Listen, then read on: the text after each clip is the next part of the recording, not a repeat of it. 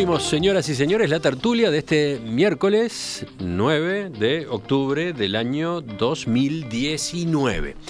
Una mesa que viene con algunas variantes. Estamos con Guillermo Fossati, buen día. Buen día, ¿qué tal? ¿Cómo les va? Estamos con Elena Grauer, que viene de las mesas de los lunes. ¿Cómo te va, Elena? Buen día. Qué lindo Daoís día. Uriarte, que hace tiempo no pasaba por acá. ¿Qué Buen tal? día. Gracias por invitarme. Y estamos esperando, ya se incorpora Patricia González. Vamos al primero de los temas de nuestra agenda. El tema político humano de las últimas horas. Las pericias forenses realizadas sobre el esqueleto del militante comunista Eduardo Bleyer, encontrado enterrado en el batallón 3 el pasado 27 de agosto, revelan que tuvo una muerte violenta producida por terceros en el marco de torturas y apremios físicos. La novedad se conoció ayer cuando la jueza Isaura Tórtora convocó a los familiares de Bleyer, a los técnicos que trabajaron en el hallazgo del cuerpo y al coordinador del Grupo de Trabajo por Verdad y Justicia, Felipe Michelini, para realizar una comunicación formal sobre la identificación de los restos. A la salida de la audiencia, Michelini dijo que, si bien la causa específica de la muerte no pudo ser determinada, quedó claro que se produjo en el marco de la represión ilegal de la época. Según los documentos oficiales, Bleyer fue visto por última vez en febrero de 1976 en el centro de detención clandestino conocido como 300 Carlos, que funcionaba en lo que entonces era el batallón número 13 del Ejército. Según los informes de los organismos públicos, Bleyer murió a causa de torturas en los primeros días de julio de 1976. ¿Cómo han estado siguiendo esta noticia con todas sus repercusiones? ¿Quién empieza? ¿Lo oís? Bueno, yo la verdad que para mí es sumamente removedor, sin perjuicio de que he dedicado prácticamente los últimos 45 años de mi vida a la lucha por los derechos humanos en distintos aspectos. Bueno, yo realmente no puedo dejar de decir que me trae sentimientos muy fuertes porque yo pasé por la tortura, no una sino 3 veces. Fui víctima en el Fusna, de Trócoli y del Arcebó, así que sé perfectamente lo que es eso y el grado de deshumanización que pueden llegar a tener determinadas personas para quien considera su enemigo, ¿no? Pero yo creo que la experiencia de esto además es, primero, que finalmente, después de tantos años, hemos logrado que todos o casi todos los sectores políticos lleguen al convencimiento de que hay que ir hasta el fondo y encontrar hasta los últimos desaparecidos. Eso a mí me alegra mucho, a pesar de que hemos perdido 34 años en esto. En eso han coincidido prácticamente todos los candidatos presidenciales en estos días, en esta repercusión justamente de la noticia. Pero quiero decir también que a mí me preocupa mucho algunas de las salidas de Manini, particularmente porque realmente Manini es representante de un ejército que mintió abiertamente. Hoy aparecen los huesos de Bleyer cuando el comunicado oficial del ejército fue que los habían cremado y habían esparcido las cenizas. Tú estás aludiendo a la información oficial. A la información oficial que el ejército le dio a partir en el 2006. Que tenía la firma de las 3 fuerzas. De las 3 fuerzas. Sí. Entonces, la información que se le dio al presidente Tabaré Vázquez en el primer periodo de gobierno de Vázquez, ¿no?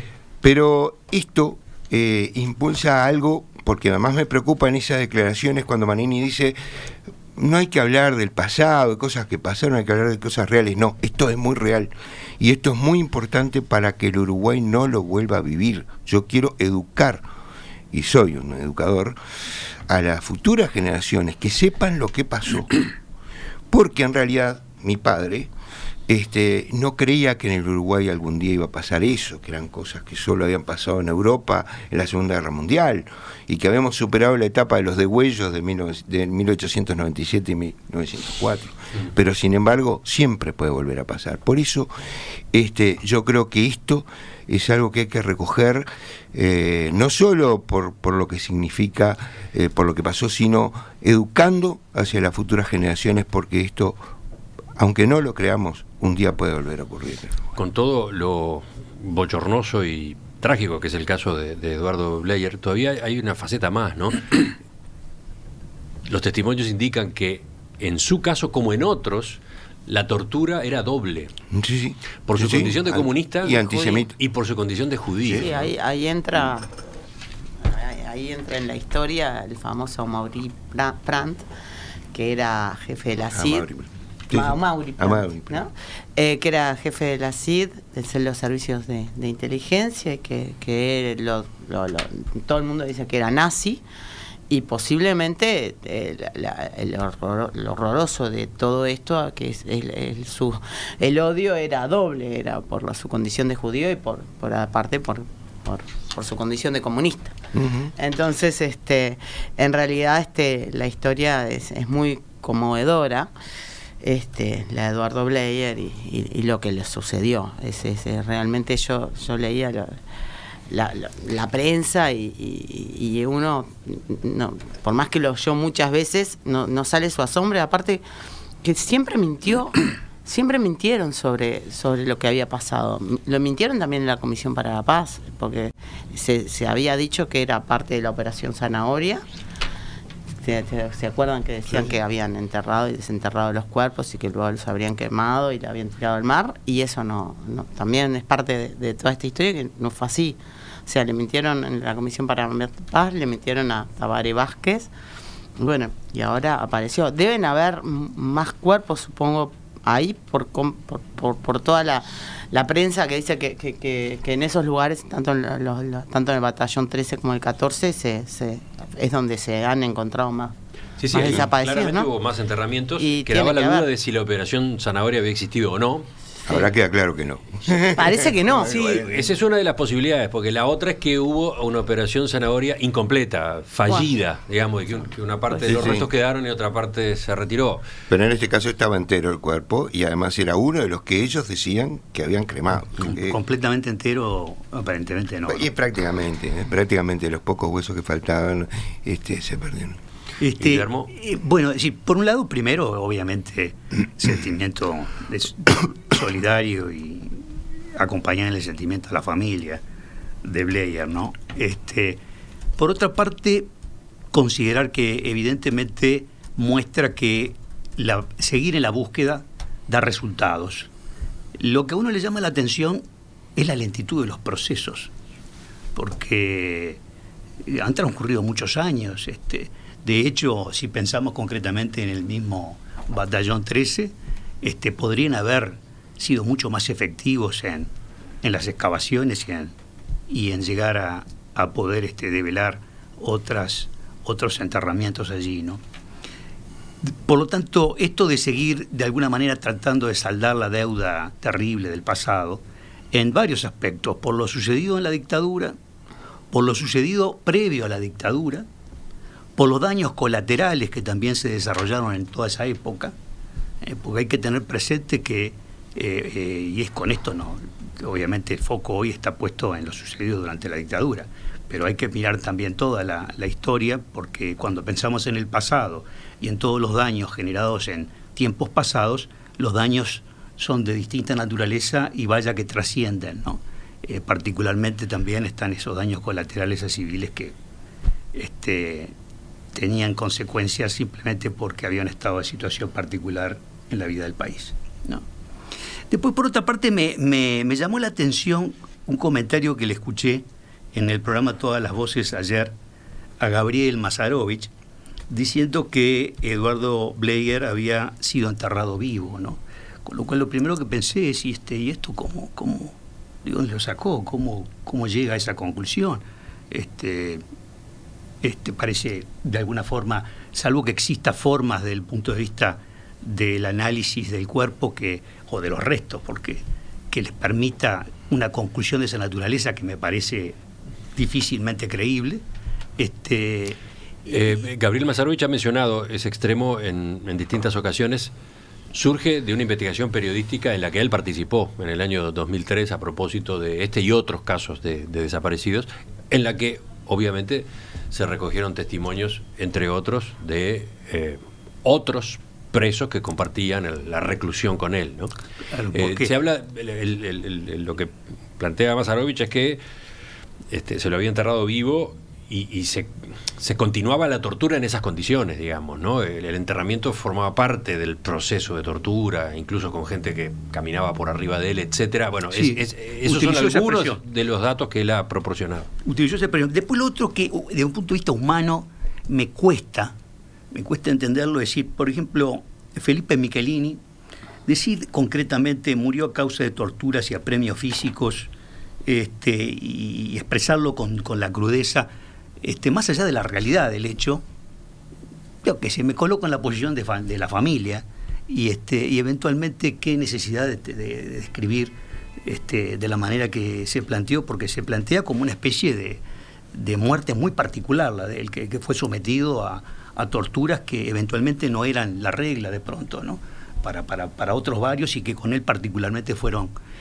¿Qué decís tú hoy sobre ese aspecto? Yo creo que fue sobre ese aspecto, sí, sin duda, fue uno de los más torturados, porque fue uno de los que claramente se negó a hablar, y además porque, como claramente se dijo acá, reunía las condiciones de ser comunista frente a prestigio judío. O sea, todas las razones que en aquel momento eran el enemigo perverso para esta cabeza que regía. No fue en una ese detención momento. aislada, es más, ¿no? Fue parte de una operación, ¿verdad? Pero que algunos denominan Morgan y que estaba destinada a la dirigencia del Partido Comunista, de la UJC. La represión fue muy selectiva en cada etapa de la represión, ¿no? Es decir, pero en este caso lo que me refiero es a que particularmente en su comunicado Felipe Michelini destaca esta característica. ¿Y dónde está la empatía con la familia de él? A ver, lo que Felipe da es exactamente lo que da el forense, digamos, o lo que dice el informe judicial, ¿no? Pero también es muy claro, hay que dejar muy claro, la familia no lo ignora para nada, que no fue una muerte natural ni casual de alguien que estaba detenido, fue víctima, una muerte producida por las torturas. Ahora, yo quería hacer una aclaración sobre lo que tú dijiste, la lentitud de los procedimientos. A ver, acá durante 20 años no se hizo nada, porque había una ley de caducidad que se utilizó para evitar que se excavaran, que se buscara a la gente. Salvo el intento que hizo Valle con la Comisión para la Paz, pero durante 20 años perdimos la oportunidad de tener los testimonios de gente, muchos hoy se han muerto y no pueden dar testimonios, y perdimos la oportunidad de buscarlos. ¿Qué hubiera pasado si en realidad en el año 85, 86 hubiéramos empezado con esta búsqueda? En realidad el comentario que yo hice responde a hacerme eco de la crítica de los familiares, ¿no? Uh-huh. Que señalaron concretamente que, por ejemplo, el hallazgo de Bleyer podría haberse efectuado hace 14 años si los técnicos del momento hubiesen continuado con las excavaciones tras el encuentro de Miranda en el batallón 13. O sea, no hizo otra cosa que repetir un poco lo que los propios familiares... Pero a mí me interesa también señalar esto, porque en realidad esto que hoy es importante, tendríamos que haberlo empezado a buscar en el 86, 85, 86. Igual, yo creo que no hubo una intencionalidad de no buscar, porque aparte la ley de caducidad no prohibía justamente la búsqueda. Lo que pasa que así como mintieron en el 2000, antes eran mucho más fuertes las fuerzas y salimos mediante una transición. Fue una cuestión histórica, y tanto es difícil que ahora, 15 años, tratando de buscar y tratando de... Y aparecen, pero aparecen escalonadamente, o sea, de a poco, capaz que ahora empiezan a aparecer más porque hay como un modus operandi que se descubrió, pero apareció Miranda y no siguieron buscando, o sea... No, como no, se han aparecido Buchaner, Chávez Sosa, Blanco... Cinco. O sea... si será difícil el tema que no aparece. 30 y pico, porque además hay una humertad que se ha negado a brindar información de ningún tipo. Y bueno, y la información que brindaron además fue falsa. Y sí, por eso es eso. Entonces, claro, es muy difícil. Lo que ella está señalando, que yo lo comparto, es que 5 en el marco de 30 y pico que se descubrieron, ¿no? Son 100 y pico que todavía están...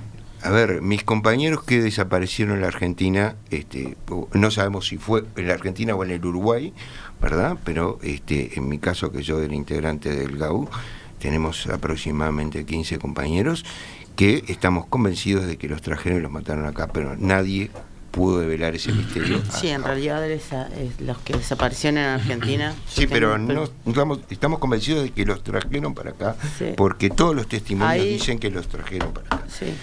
Pero no hemos podido. En cuanto a lo dicho por Gabriel Mazarovich, que le llamaba la atención a Guillermo recién, Elisa desde la audiencia complementa diciendo esto: los enterraban vivos. Hubo casos de presos, de desaparecidos, entre comillas, enterrados vivos frente a sus compañeros de reclusión para lograr que hablaran, para intentar que de esa manera hablaran.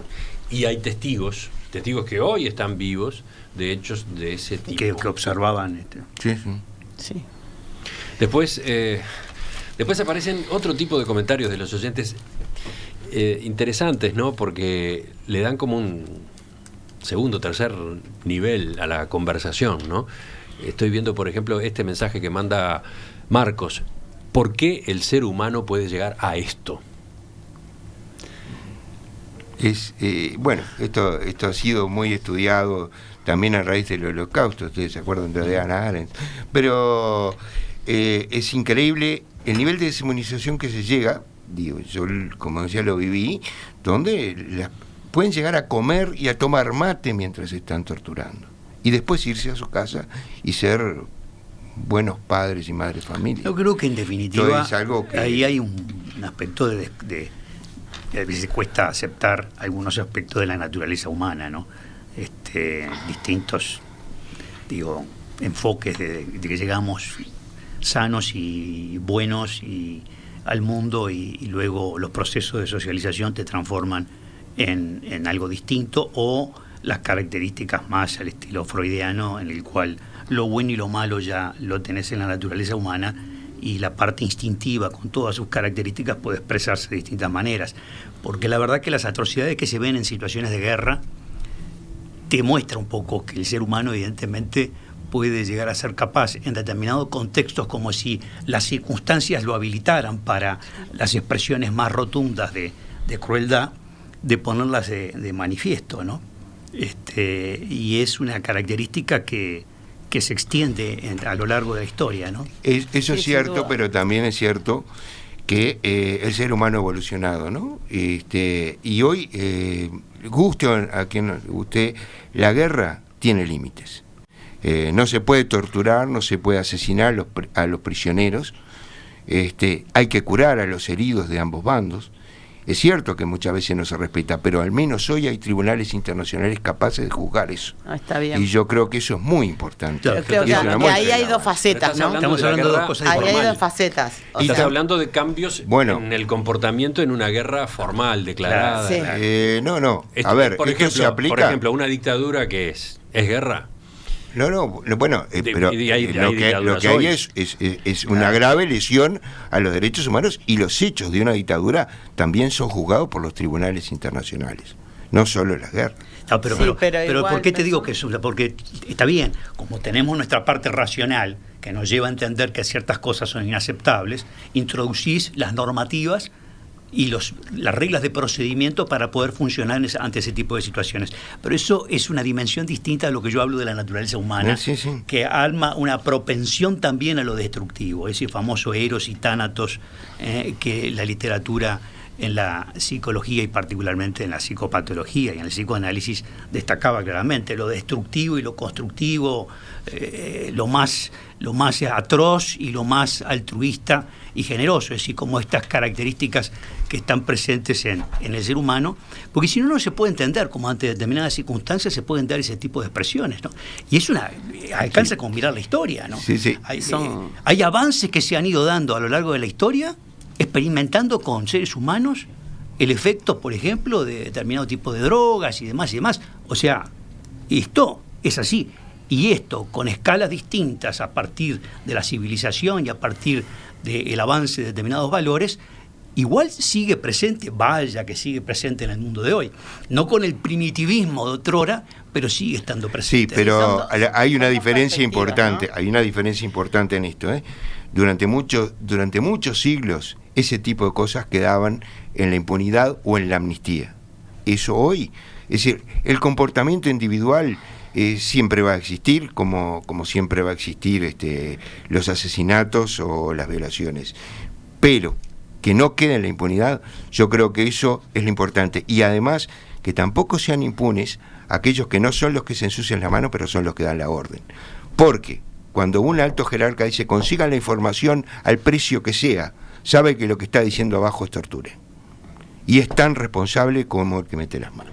Son dos perspectivas. Una perspectiva es la del derecho y otra es la de la perspectiva psicológica. Yo creo que el ser humano, no sé en tanto cuánto evolucionó, siguen habiendo casos horribles y cosas horribles hechas. Las guerras generalmente, uno ve la perversidad espantosa que existen, las torturas, sigue existiendo. O sea, después que todo eso haya un marco jurídico donde se juzgue, eso es otra cosa.